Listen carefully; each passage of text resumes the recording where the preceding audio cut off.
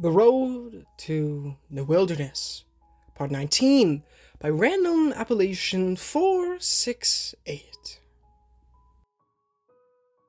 Several blocks further in, I squeezed into an overhang made from the collapsed front of a building and pulled the special plastic army canteen the pirates had given me from my belt. With the gas mask on, and the air poisoned by whatever chemical dump had been hit by the bombs, the only way I could drink was through a special tube that ran from the canteen adapter to my mask. And my throat burned with a dryness that cried out for respite. Scanning my surroundings, I tilted the canteen back and chugged through the straw inside my gas mask. How big is this town? I could be here all day. Do they seriously expect me to find one tiny box on the first try? I blew air back through the tube to keep the canteen from caving in and tried not to think about what I'd do once it got dark. The fog around me hung so thick that at times I couldn't see more than 10 yards, and at other times, a breeze would shift it, enough to see around 100 at best. Fires churned from various pyres, former dwellings full of pine drywall, insulation, and plastic going up in thick black smoke. The few sections of my skin that were exposed itched with the light ash that rained from the sky, and the water in my mouth tasted strong of plastic and chlorine. Everything gritted and crunched under my shoes, and more creatures screamed in the distance. The high shrieks of puppets curling in my ears like worms. They're moving away. I cocked my head one side, like I'd seen Chris do, mouth slightly agape to hear better, and whispered to myself in a bid to stay calm, which means they either lost my scent, or...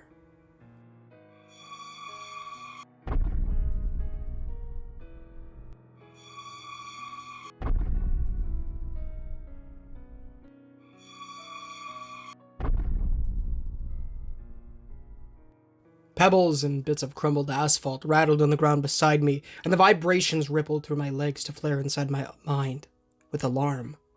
With trembling fingers, I jammed the canteen back into my belt and fumbled with the cloth flap to secure it in place.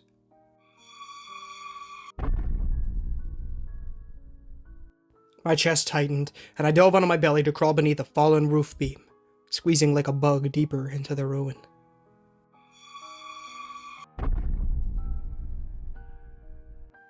Steel groaned right above me, metal slamming over and over into the melted tarmac with rapid beats as thunderous feet skittered closer. I shoved my head and arms through a gap in the rubble, wriggling into total darkness, desperate to get out of the open. Like a mole, I burrowed into the debris, crawled against tight walls that rubbed my shoulders, and prayed for an opening somewhere. All it would take was one cave-in, one drop-off into an old basement, one creature coming up the tunnel toward me, and I'd never make it out. Wham! The entire rubble pile shifted as a massive steel I-beam impaled the dirt not 10 feet in front of me, piercing the dark with soft gray light from the outside. Frozen in place, I could only watch as the leg withdrew and held my breath. On the heels of the electro-synth foghorn blast, a gargantuan shadow passed over the hole, with 8 long legs made of flash-rusted steel that stood as tall as a 3-story building. Braided metal cables snaked up each one, leading to a long spinal column like a tangle of jumbled metal and greasy black sinews. A big round signal dish at the front swung back and forth like a head, with a ring of bright white lights around it that flickered with every strange sound the beast made. Beneath it, a single loudspeaker hung by both bolts, and an array of pulsating black tissue, as if whoever or whatever had made this thing couldn't decide between it being a machine or a living being. Thicker cables swayed just under the head, and the way I'd seen spider mandibles do. Only there were dozens of them, each long enough to reach the ground if they extended to their full length. At a quick glance, one could easily have mistaken it for a walking radio tower. If it makes one wrong step, I'll be human jelly. My lungs ached, but something caught my gaze beneath the mutant, something big and square, grasped in its mass of cable mandibles.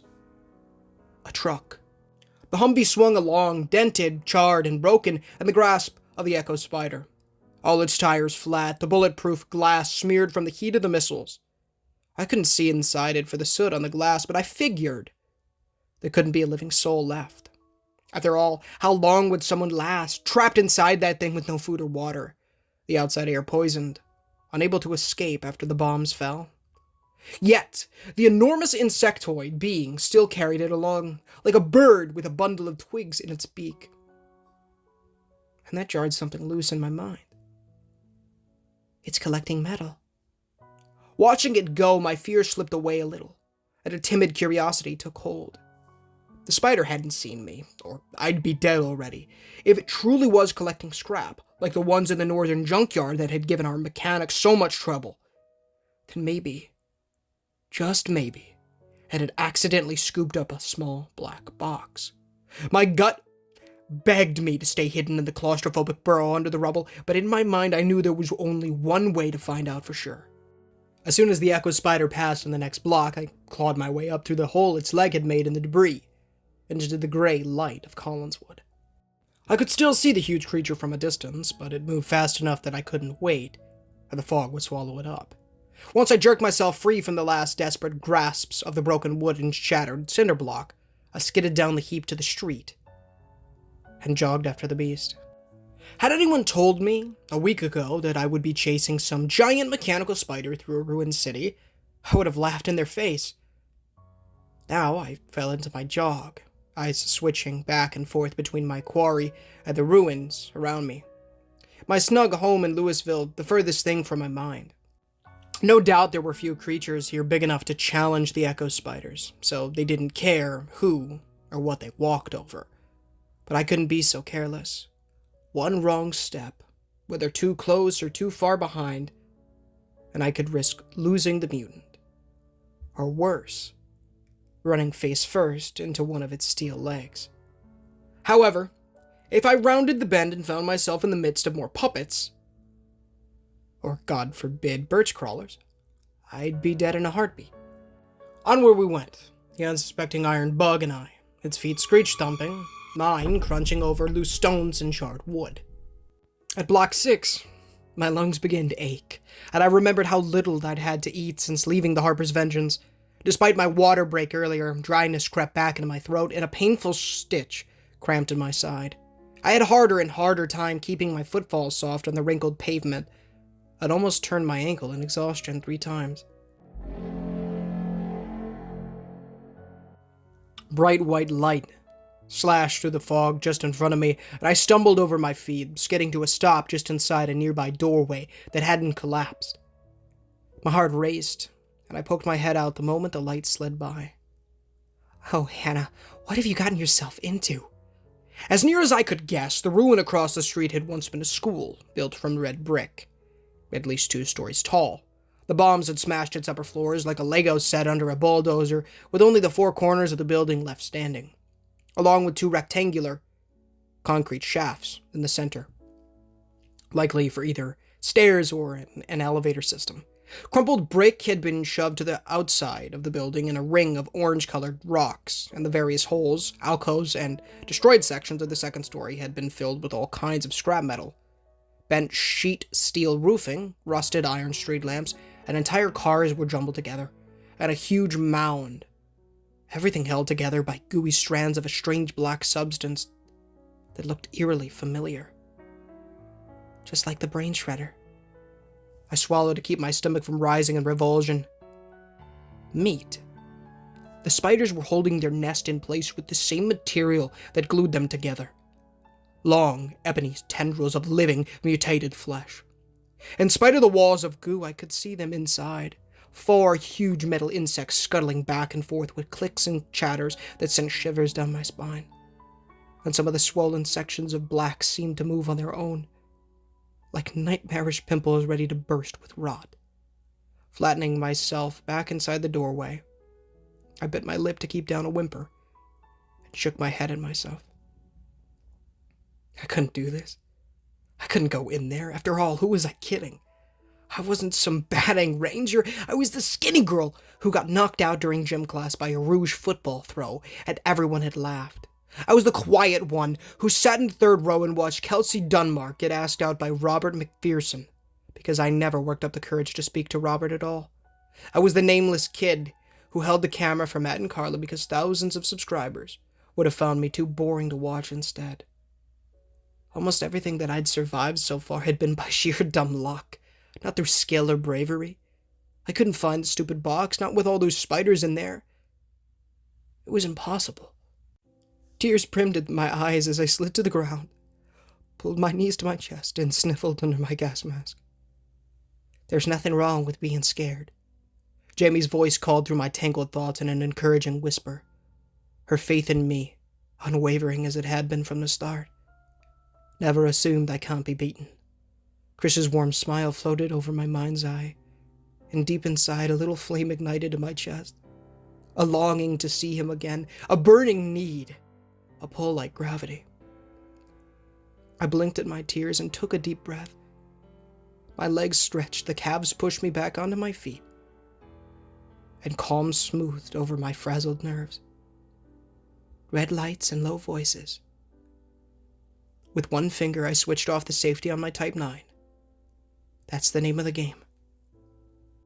Pushing the fear out of my head, I darted around the corner and sprinted over the street to the school as fast as my legs could go. Black walls of living muscle reared in front of me. Poisonous fog swirled around my feet. The mechanical chittering of the echo spiders filled my ears. My shoes skittled and crunched over the broken asphalt, and my heart roared. Any moment the spiders would notice, and I'd hear the screech of their sirens as they bore down on me, their terrible white light from their heads blinding my eyes. They would rip me apart, suck out my guts, and string me up like a deer. Somehow, I reached the other side and slowed to a halt beside one grimy, fire-blackened brick corner. I made it. I actually made it. I didn't think that would work. Stunned, but still fueled by adrenaline, I swept my eyes over the mass of tendons that lined the gaps in the walls and caught sight of a spot dark from shadow instead of mutated flesh. At one time, it must have been some kind of corner office window, but the bombs had of course blown it out and scorched the interior. However, the black growth stretched thinner here, and with the dim red glow of my headlamp, I could make out a room with a door on the other side. Tendrils and things that looked like roots snaked across the burnt carpet. Other than that, it appeared, well, as clean as anything could get around here. Gripping the edge of the window, I hoisted myself on the side, careful to check each corner of the cramped space. A desk had been half buried by falling debris to my right, and there were a few picture frames on the floor to my left, their glass shattered. The photographs burned away. The ceiling light hung halfway out of the powdery foam tiles around it, and more strange black tissue could be seen inside the ceiling cavity. My red headlight bathed the room in a bloody aura, and I shuddered at the sensation of both shoes smearing over greasy muscle strands on the floor, like stepping on sticky chunks of bicycle inner tubes. Don't think about it. Don't think about it. Don't think about it. I cocked my head to one side and tried to slow my breathing so I could listen better. Echo spiders screeched, thumped somewhere on the other side of the closed door with occasional chittering calls to one another, and a low slushing, squelching noise hummed in the background, reminding me of intestinal rumbles. Despite the gray light of the foggy exterior, everything inside seemed to be some shade of black or red in my headlight beam. Crossing to the door, I turned the knob with a dry, rusted creak, and poked my head into the expanse beyond. Oh, great, I muttered under my gas mask. The door opened into a semi-intact hallway on the first floor, blocked by a cave-in of cinder block and metal to my right, but the rest of it still open to my left. Dusty green metal lockers lined the white-painted walls on both sides, the low, slung ceiling covered in the same pepper and salt color ceiling tile as the office, with more extinguished fluorescent lights that would never work again. Vibrations from every step the massive spiders took nearby reverberated through the floor, and I realized the mound rested above me now. These old hallways more akin to tunnels in an anthill than corridors where hordes of students had trudged to their next class. Still, much of it reminded me of my not-so-distant high school days, and it would have been nostalgic if not for a dense coat of slime that lay all over the tile floor, and a shade halfway between engine grease brown and viscera purple. Spatters of it adorned the lockers and walls as well, with drag marks to show where something huge had slid over the muck, and serpentine eased down the abandoned corridor. I've got to find a way to their scrap piles. Maybe the slime trails lead to the nest? After all, following bloody mutant fluid never got anyone killed, right? Ignoring my own glum thoughts, I tried to avoid the majority of the goo on the floor. But it was no use. Soon my boots were covered in this stuff, and I had to keep one hand on the wall of lockers to my right in order not to fall. Small bones were scattered in various places over the floor, and I did my best not to look at them, as many resembled fingers, toes, and a few splayed hands. These crunched under my shoes, adding a sickening counter effect to the squish-squish of the grease, and tickles of nausea threatened to resurge in my gut. I reached an intersection into the dark corridor to my right. Something gurgled. Turning my head, I bit my tongue beneath the mask and stifled a scream. Suspended in sticky folds of ebony ligaments, outstretched figures hung from the walls, lining both sides of the dilapidated hall like trophies in a hunter's cabin. Some were completely covered in a horrific cocoon of veiny gray membrane, while others were merely secured by their forelimbs in a spread eagle position. None of them moved, but from the way they twitched, chests rising and falling in spasmodic jerks of involuntary respiration, left me with no doubt. They're still alive. Most of them were puppets, with mottled skin, white eyes wide open in frozen shock. Knobby wooden teeth gaped, and a mutant scream of agony. But there were a few bodies that had pale pinkish skin, wore more normal clothing, and even had some equipment on them. Gray uniformed ELSAR soldiers, t-shirt wearing civilians, a few younger figures dressed as pirates. And toward the end of the hall, one or two captives adorned in ragged black polo shirts, all hung with silent despair for the entities that were wrapped around their torsos. They looked like slugs, woven from black sinews and clutching to the ribs of each body with little nubby spines on their fat bellies. Each slug had its head buried into the flesh of its host, and it wriggled with greedy gulps, the entire length of the creature spasming, as mouthfuls of blood slid down its gullet. Some were the size of a knapsack, and these were the ones wrapped like snakes around the more exposed people, while the others were so big they had begun to form a cocoon of grayish-black flesh around themselves, their victims hollowed out like a dry corn husk. In the dim glow of my headlamp, the worms gleamed from the mucus that covered them, a single long spike on the tips of each one's tail like a scorpion, and a chorus of gurgles spilled from their maws as they drained the life from each poor body. Mortified, I went to take a step back, and my shoe pressed down on the especially fat tendon buried in the slimy floor. Squelch. All the gurgles stopped, and somewhere overhead the screech thudding of the spiders paused, as if they, too, could sense the presence of an unwanted guest. I held my breath under the mask, too terrified to move. That's not good. From deep within the mass of tortured corpses, a gray pause split, gushing fluid onto the floor, and an avalanche of black muscle tumbled out. It writhed for a few moments, and one end of the mass rose, big as a car engine, the entire length of the creature enough to stretch half of the corridor. 8 concave holes, and the now smooth body twitched, as if to move legs it didn't have yet, and the cavern of various pits in the head sucked air like a vacuum cleaner.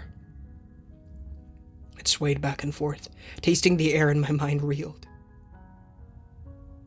This was why they needed the metal. The spiders were laying eggs, and their babies couldn't walk, see, or call to each other without fresh scrap.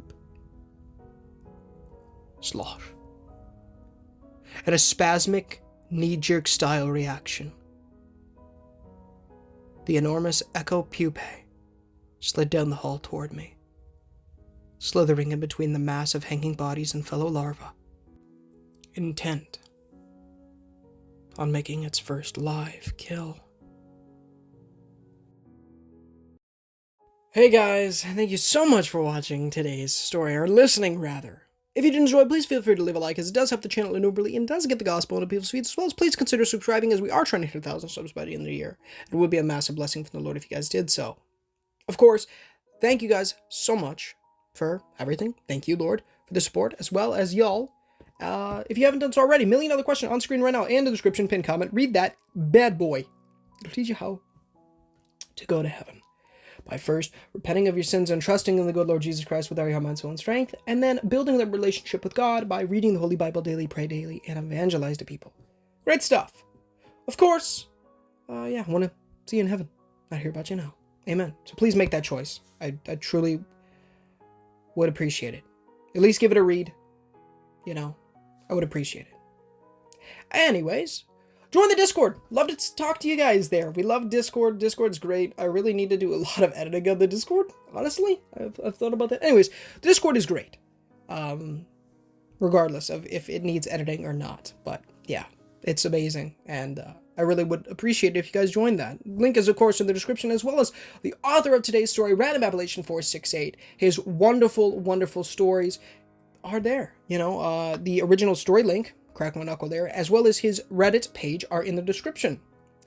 Both links are those. And if you guys perhaps want to read ahead, because there are another 11 parts to this story that I have yet to read, go take a look. I mean, it'll be done pretty soon. You know, I don't know if I'm really doing any more stories after this. Like extra stories besides this one for the next like 2 weeks. But, you know, so it should be pretty soon. I do a story a day, for those of you who don't know. I upload a horror story a day, and I plan to keep that going well into 2024. So, yeah. I should have some good stories still, though, on the back burner. I really should take a look before we kind of end the road to New Wilderness here. Anyways, that's not for y'all to do. That is for me. So, yeah. I do believe I have two massive 02321 stories, so look forward to those. I believe he is the one... I think he's the one that did that one. I'm not going to say it because I don't want to be wrong. That would be bad. I don't want to give credit to an author that is even his story. I'm pretty sure it is, though. But, yeah, just go through the channel. I've done a 02321 story before, so, yeah.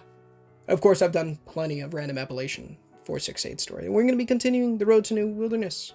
And once the other books are released, we will be doing those as well. So, yeah. I love you guys. Thank you so much for watching. Stay tuned for more content. Stay tuned for streams tonight, as obviously streams are coming. Hope you guys enjoyed the sound effects this time around. I do love when the Echo Spiders get some debut. They are such a cool creature. I'd love to see some drawings. If anybody is an artiste... Oh, sorry about the coughing. Make that happen. I'd love to see it. It'd be so freaking cool. And I'm sure Random Appellation would love to see it as well. I know fan art and just stuff is so cool. So cool. So, yeah. I don't know, guys. I love y'all. I'll talk to y'all very, very soon. But until next time, guys, Oh, wait. First off, also go check out Mew. His YouTube channel, as well as all the songs of this video, are down in the description. Please go check them out. As well as go check out Smack Plush Videos. That's my brother's channel if you guys are interested in plush videos. And I make quite a few cameos, so even if you're not crazy on plush channels, like I'm not a big plush channel guy, just never have been. I do sometimes enjoy them, definitely probably more than the average person, but their videos are really great, and I do make quite a few cameos in them. So if you guys want to see something different, because if you guys are only watching the horror stories on the channel, because there's not really anything else to watch unless you want to watch the older stuff, which is kind of It's alright. It's not the best.